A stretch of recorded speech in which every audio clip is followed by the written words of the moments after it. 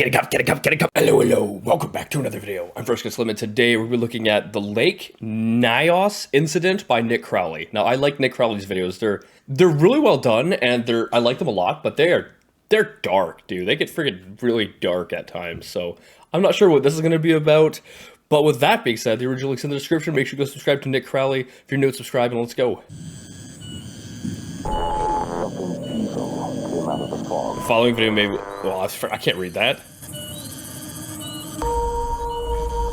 Oh, is that a cicada? Visibility 1/4 mile or less at time. Timing to this morning. The intro on this is a lot different compared to the other ones I've seen. This is a lot more like Slow down. cinematic of an intro, I think. Plenty of distance ahead of you. That's cool editing, August man. 15th, 1984. Night falls on Lake Manaon, a serene, quiet body of water in Cameroon, Africa. Along its shores lies a sleepy road where that night a truck crammed with 12 passengers would follow its twists and turns. As the vehicle passed through a dark wooded area, a dense fog began to emerge from the lake. Africa? No. Oh my gosh, you hear my freaking stomach? What the frick was that?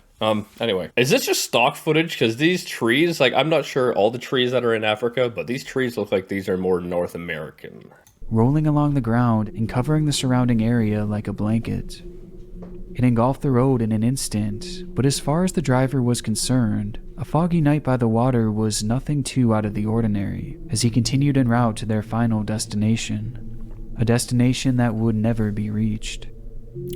Moments following the emergence of this heavy fog, the engine within the vehicle began to sputter, before shutting down completely and slowing the crippled vehicle to a stop. The driver twisted the ignition over and over again, but nothing. The engine was completely unresponsive. Sitting on the roof of the parked truck were 2 of the 12 passengers, who watched as one by one those inside of the vehicle crawled out to investigate the breakdown. They watched as the group of 10 walked towards the truck's hood, and they watched as one by one they began to collapse, falling to the... Wait, what? Wait, so why were there 2 people on top of the truck to begin with? And how did they get up there? Did they get up there when the truck stopped, or were they just riding on the top of the truck?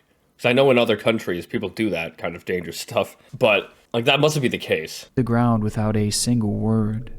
In just a moment's time, the entire group of 10 had perished. As the passengers on the roof looked on in horror, they began to witness the cattle and other livestock shriek in agony before Something's in the mist, it sounds like. Sounds something like chemical, like a chemical spill. falling to the ground as well. Even the bugs dropped from the sky, as on a night where you would typically hear the sound of a million insects. It instead grew deathly silent. That day, 37 people in total would lose their lives, with Wow, it must have been like a chemical spill or something. hundreds of livestock suffering the same mysterious fate. It was a disaster that happened in an instant, but to most of the outside world, it didn't happen at all. Left baffled, Cameroon authorities had no explanation to this sudden loss of life, leading to the event almost immediately being covered up and blacked out from the rest of the world. And honestly, it may have remained that way forever, had it not been for another event that transpired in an identical manner, with this incident proving to be one of the most shocking in human history. Like in the same location? Where would this event take place? Scientists were at a loss following the disaster at Lake Manaon, as first-hand reports were few and far between, given that hardly anyone in the area had survived. From what they could gather, Okay, you know what I'm thinking is this is around a lake specifically, so I'm thinking that there's some kind of chemical in the lake, such as like there's a factory up the road or something, and then they're dumping crap into the water. The water, you know, it always runs down, so it's going to run probably to this lake, and then if it evaporates or something, because it's in the fog, right? So the fog is created from the lake, from the moisture, right? So I assume that is all of a sudden whatever chemicals in there is dispersed into the air, and then people are breathing it in and it's toxic. I assume that's what's happening. I could be completely wrong. That's just my assumption. residents reported hearing a loud noise at some point during the night. The noise had come from the direction of the lake and sounded almost like an explosion, which seemed consistent with the appearance of the vegetation surrounding the water, as trees, grass, and bushes were left completely flattened, almost as if it had been crushed by the force of an explosion. Following the strange noises, fog began to quickly cover the entire area, which was of particular interest, as survivors reported that it appeared different than your typical mist. It had a heavy stench, and even slightly burned the skin of those who stood in its way. 100% that's some kind of chemical then. Now, I don't know why, like if it's exploding, maybe it's something like underground, like some kind of gas or something underground that's in there. Maybe there's something underground that happened which caused like a gas that's trapped under the surface to come out. I don't know. But like this 100% follows my idea of it being a chemical related thing. And as soon as the fog rolled in, both humans and animals alike began collapsing and eventually passing away, with the official cause of death for all of the victims being asphyxiation. The fog also seemed to move in an unnatural way as it rolled along the ground, never straying more than a few feet above the surface, meaning that when the two passengers were seated on top of the truck, Yeah, that's not even like fog. Fog goes, like around the tree line, maybe a little bit higher. But dry ice, have you ever seen dry ice put in water? The fog that it creates is like that, where it's only, a foot or so above the ground. That's it. never actually came into physical contact with the mist because it never rose that high. And given that they had survived unscathed, well, it seemed apparent that the mist itself was likely what had caused the deaths. But determining how or why a mist could have killed everything in the surrounding area, well, that was another question entirely. Looking at all the evidence, it was initially theorized that this event was spurred on by volcanic activity, as there was an active volcano field beneath the lake itself. That could be it then, because I think I think volcanoes have or produce or some kind of like toxic gas, which upon eruption may have released a cloud of toxic fumes into the air. Though upon further testing, it was determined that the volcano was inactive at the time, and no evidence of an eruption was present. This left researchers at a complete loss. If this was not some kind of natural occurrence, then it seemed highly likely that it was instead man-made, and potentially a case of terrorism.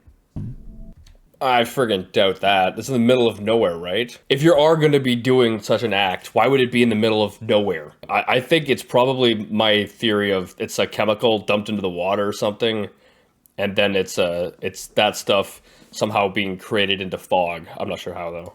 As given the sound of an explosion and toxins in the air, it was possible that a chemical weapon was used on the region.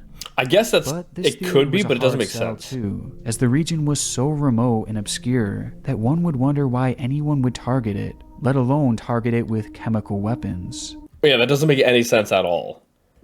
Given this, scientists couldn't settle on a definite conclusion, and with the team at a crossroads, authorities would conclude their investigation and instead focus their efforts on keeping the incident under wraps, erasing it from history in the hopes that nothing like it would ever happen again.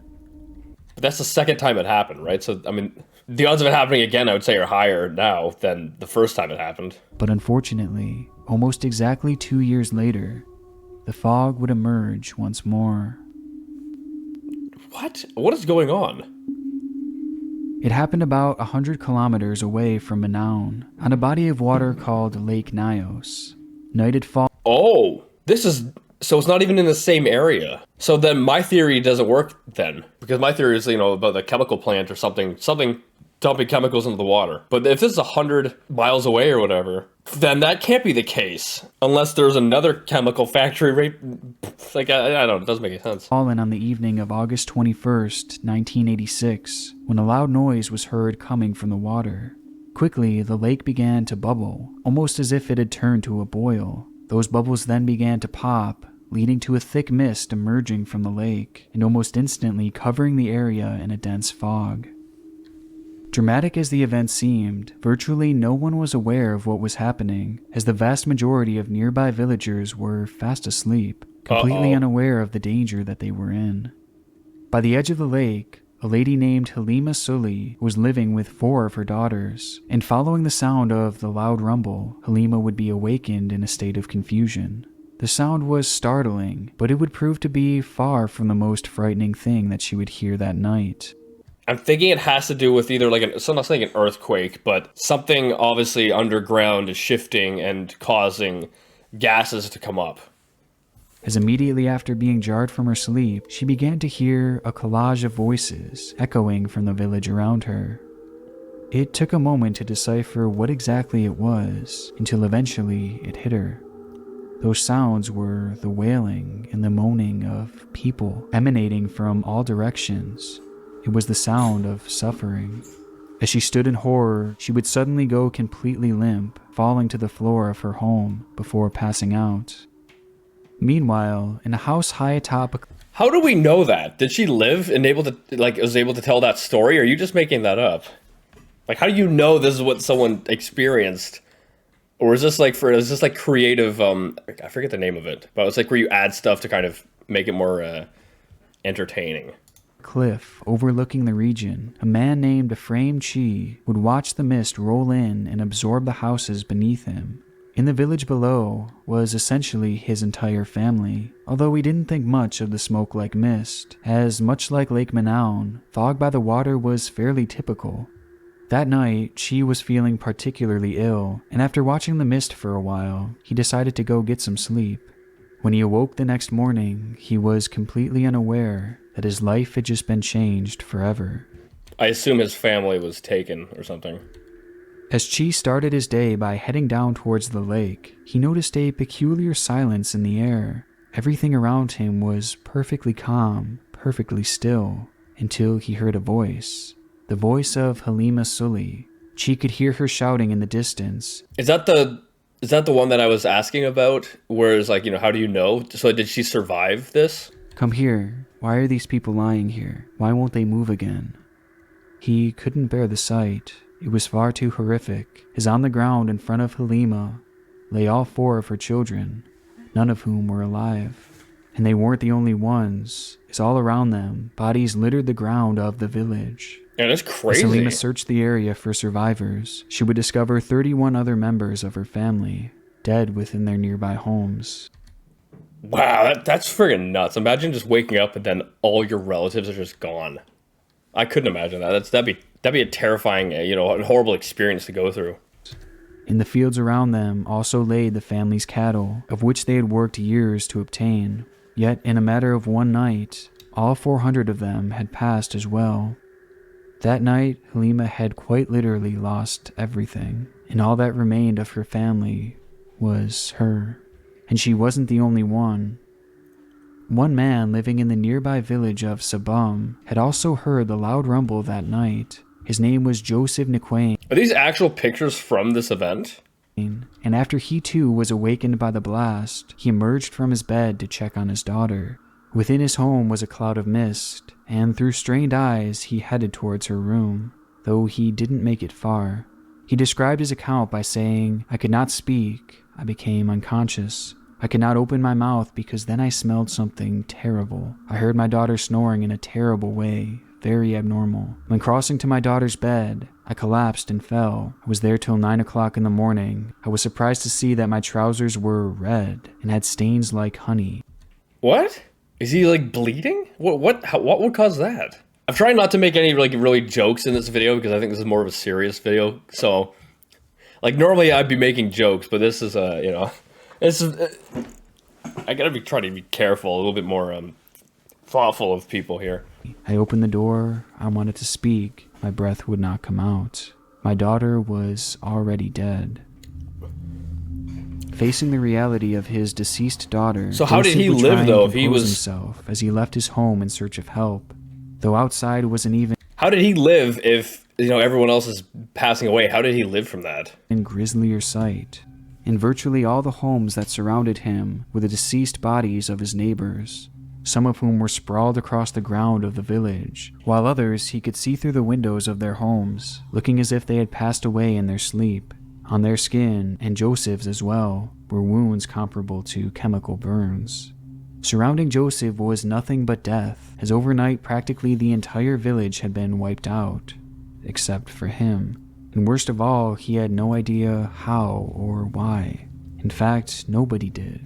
But perhaps Joseph's strangest encounter came from the lake itself. As he looked out to the water, he would notice that the lake's signature shade of brown was no more, and instead, that Joseph, Chi, and Halima. Wait, what the frick? Oh, frick's sake. The water, he would notice that the lake's signature shade of brown was no more, and instead, that morning, the water ran red. The signature color in my toilet is brown. That is consistent with chemical, chemical spill, the chemicals dumped in water. I know there's a lake in Russia that is so, toxic, and it looks exactly like this. I literally saw a picture of it, I think yesterday as I was scrolling Reddit. For medical personnel, the sight was shocking. In the villages that the mist reached, survivors like Joseph, Chi, and Halima were few and far between, with those who did remain being left incredibly ill with sores across their bodies. Some had even become paralyzed, losing their ability to move for days and weeks. At Manaon, the medical professionals had found 37 individuals deceased along the water, which accounted for about half of the lake's inhabitants.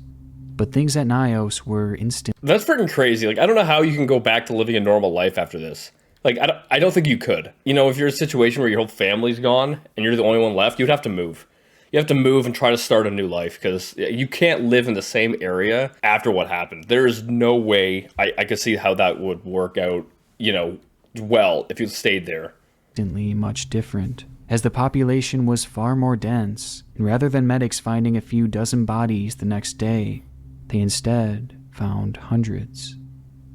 When it was all said and done, as many as 1,800 people lost their lives. 1,800? With an exact number being unknown, as there were simply too many bodies to count, as they moved to quickly bury the dead in a mass grave.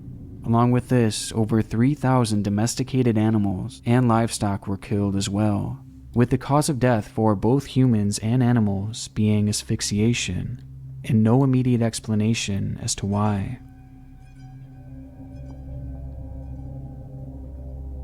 In the days following the sudden, unexplained disaster, surviving villagers began speculating that what had happened was some type of punishment passed down from an unruly spirit, referring to the fog as some type of supernatural killer mist. That's definitely an old way of thinking.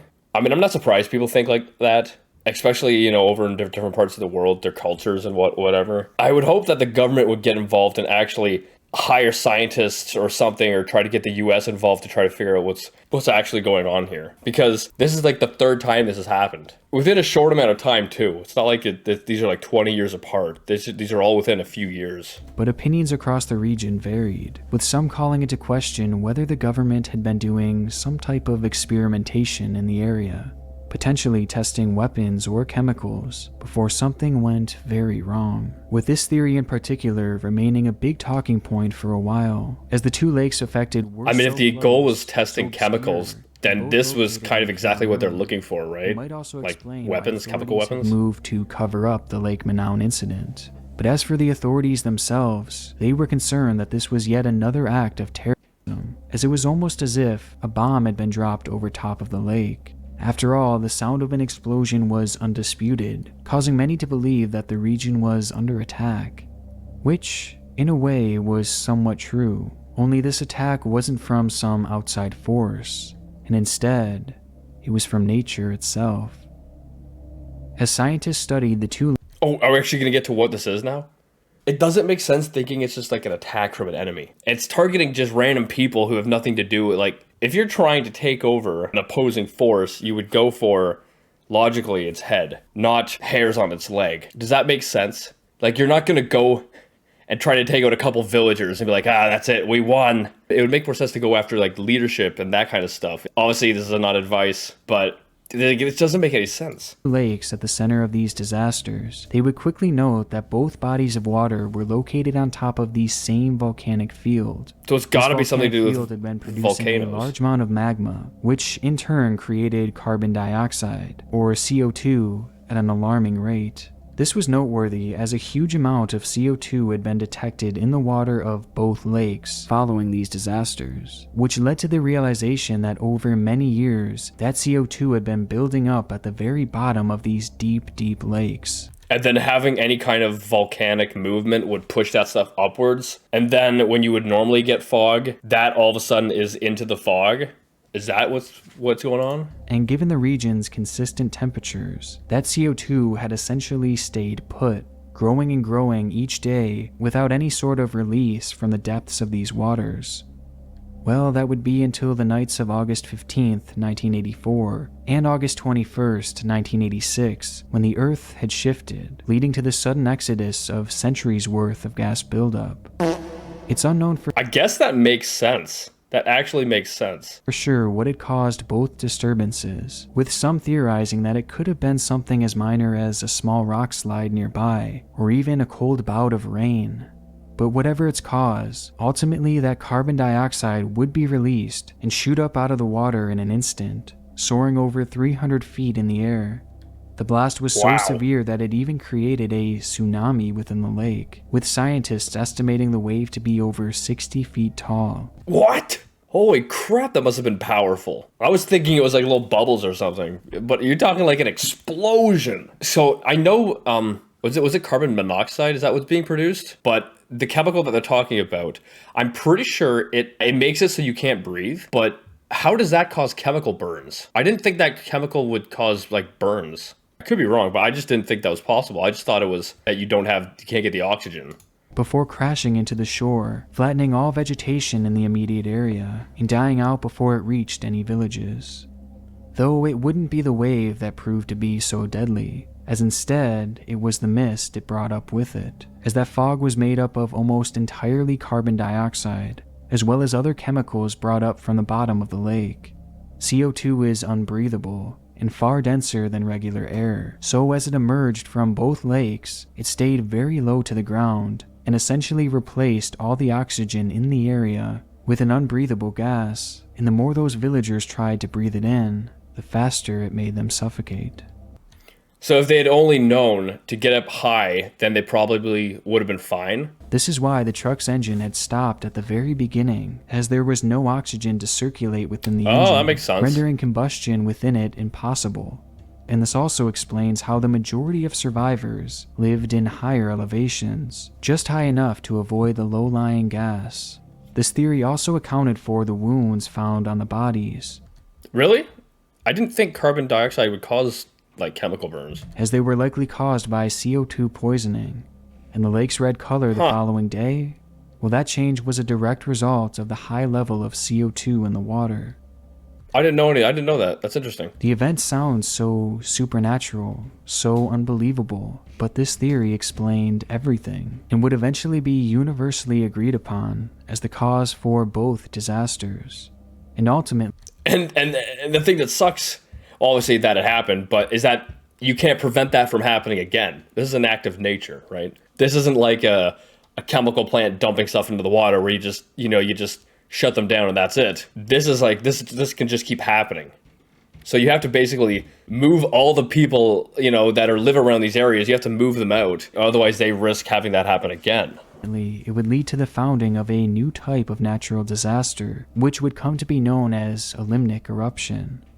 With this discovery, scientists have now been able to install pipes in the water that allow these lakes to release their CO2 without any large explosion. What? There actually is a solution to this? You just install pipes and it's probably releasing small amounts of CO2, right? So it's not building up all the time. So that way, whatever it is releasing isn't going to, wipe out people. That's actually great that they found a solution to this. Making Manaus and Nyos seemingly safe from another limnic eruption, Huh. at least for now.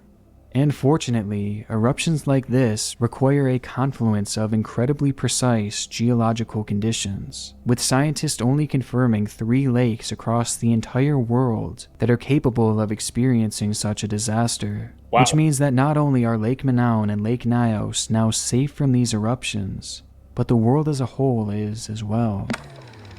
Well, I mean, most likely, but there are like millions of lakes, so I highly doubt they've checked every single one. Well, not exactly. Oh boy, here we go. Here we go. Problem arises with that third lake, Lake Kivu, a location where, unlike Nyos and Manaus, there is yet to be any real progress in degassing it. They've added pipes like the others, but they haven't been nearly as effective, for one simple reason: size. Lake Manaun and Lake Nyos are small lakes, with Lake Nyos being only about a mile long each way, but Lake Kivu is much, much bigger. And to be exact, in comparison to Lake Nyos, Kivu is 2,000 times larger. Holy crap. Could you imagine if this lake all of a sudden had that issue? That's 2,000 times larger amount of fog that would be created. 2,000 times larger. So if they were to install pipes, they would have to install 2,000 times the amount that was in this one, right? Logically. And this is in a country that doesn't have that much money or resources. So that's a huge financial burden to undertake. It has roughly 2 million inhabitants living on or around its shores. Oh my gosh. All of whom could find themselves in the midst of a toxic fog should one of these eruptions occur. And as of now, it seems like only a matter of time.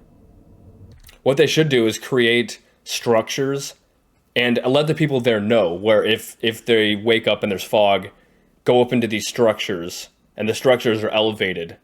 And you'd have these structures scattered around, but basically they can just go there and it'll help them survive it. That's probably the best bet if they don't have the resources to actually, put pipes everywhere. However, now that I'm thinking about it, I mean, the amount of resources it would take to build structures to hold 2 million people, it's probably more expensive to do that than to lay pipe. Because laying pipe you can do for free. Scientists have discovered that limnic eruptions have been happening at Lake Kivu for a long time, and they seem to happen roughly once every 1,000 years, meaning that it could happen at any moment, especially considering that the last confirmed large-scale eruption seems to have been roughly 5,000 years ago, meaning that the people living around Lake Kivu may be living on borrowed time, with experts predicting that the event could be even worse than you'd expect. I mean, you're talking 2,000 times worse than that other smaller lake, right? Because this is 2,000 times bigger. It's going to be 2,000 times more fog, basically. And then you also have so many people living around the edges, about 2 million or something. Like, that's an insane disaster waiting to happen. Because deep within the lake lies a high level of methane, which, given its flammability, wouldn't just lead to a toxic fog covering the area, A flammable toxic to fire fog. covering it as well, giving it the possibility of setting miles and miles of land on fire in an instant. You could set a whole city on fire, basically. Like, imagine that fog's everywhere inside of a city, and it's toxic, and it's flammable, and all it takes is the spark or the backfire of a car, the spark of a fire. It just takes a little bit of something, and the whole thing's up in flames. Like, that's insane. The risk is so serious that some have fled the area over fears of an eruption, while others go about their daily lives with no clue of the danger that surrounds them, as all it would take is one earthquake, or an eruption of a nearby volcano, or even something as minor as a cold bout of rain, to trigger what could easily become. I don't understand how the rain can trigger, because you're talking about disturbing stuff on the bottom of the floor. How is the rain, at the top of the water, all of a sudden going to trigger stuff at the bottom to come up? That doesn't make sense to me. As I'm editing this, I'm thinking, and the only thing that makes sense is if the rain is really, really cold, heat rises, so the warm water at the bottom logically would raise to the top, which means that it would also bring up the stuff at the bottom. That's the only thing I can think of. The most devastating natural disaster of all time. And with this possibility lurking at any moment, all we can really do at this point is wait. I want to give a massive thank you to the commenter who suggested this video. What a freaking crazy video, dude. I was speculating a lot to regards what could have been the cause, and yeah, it's pretty wild seeing that it wasn't even, a chemical plant or something that was putting stuff into the water. It was just natural, disaster. I did not blame anyone for moving out of there. Like, that's such a risk living there. I guess that's also the same with, is it Yellowstone National Park has that volcano or something where they're saying it could go off at any moment and then it's gonna wipe out most of LA or something like that. I don't know. Anyway, whatever. With that being said, hope you guys like this video. This is a pretty serious video, but compared to some of the other Nick Crowley videos, it's a little bit tame, so I'm glad. Anyway, with that being said, I think I'd rate this out of a 10 for Nick Crowley video. I don't know, like an 8. Make sure you go subscribe to Nick. If you're new, subscribe. I'll see you guys next time.